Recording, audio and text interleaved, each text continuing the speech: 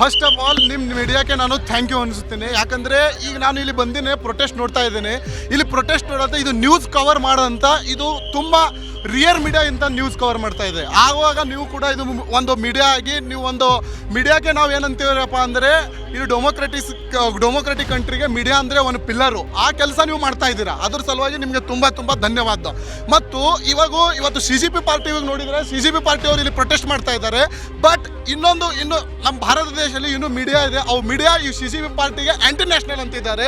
So ಯಾವಾಗಾದರೂ ನಮಗೆ question ಇದು ಆಗುತ್ತೆ. ಅದು ಕ್ವಶನ್ ಏನಪ್ಪ ಅಂದರೆ ಈಗ CGP ಪಾರ್ಟಿಗೆ ನೀವು ಆ್ಯಂಟಿ ನ್ಯಾಷನಲ್ ಅಂತ ಇದ್ದೀರಾ, ಆದರೆ ಗೋಧಿ ಮೀಡಿಯಾ ಅಥವಾ ನೀವು ಗೋಧಿ ಮೀಡಿಯಾ ಆಗಿ ನೀವು ಈ ಥರ CGP ಪಾರ್ಟಿಗೆ ಆ್ಯಂಟಿ ನ್ಯಾಷನಲ್ ಅಂದರೆ ಇದು ಒಳ್ಳೆಯದಲ್ಲ. ಇದು ನಮ್ಮ ದೇಶಕ್ಕೆ ನಾವು ಎಲ್ಲ ಯೂತರು ಅಷ್ಟೇ ಅಲ್ಲ, ಈ ಬುಜುಗರು ದೊಡ್ಡವರು ಕೂಡ ಈ ಪ್ರೊಟೆಸ್ಟ್ಗೆ ಬಂದು ಸಾಮೀಲಾಗಿ ಇವ್ರು ಎಲ್ಲರೂ ಕಲಿತು ಈ ಪ್ರೊಟೆಸ್ಟ್ಗೆ ಇದು ಮಾಡಬೇಕು. ಆವಾಗೇ ನಮ್ಮ ದೇಶದ ಎಜುಕೇಷನ್ ಸಿಸ್ಟಮ್ ಫಿಕ್ಸ್ ಆಗೋದು. ಈಗ ನಾ ಎಲ್ಲ ಈ ನ್ಯೂಸ್ ಚಾನೆಲ್ ಮುಖಾಂತರ ಎಲ್ಲ ನ್ಯೂಸ್ ಚಾನೆಲ್ ಕೂಡ ರಿಮೈನಿಂಗ್ ನ್ಯೂಸ್ ಚಾನೆಲ್ ಇದೆ, ಅವರಿಗೆ ನಾನು ಇಷ್ಟೇ ಹೇಳೋದು, ಗೋಧಿ ಮೀಡಿಯಾ ನೀವು ನ್ಯೂಸ್ ಚಾನಲಲ್ಲಿ ಸ್ಪ್ರೆಡ್ ಮಾಡಬೇಡಿ.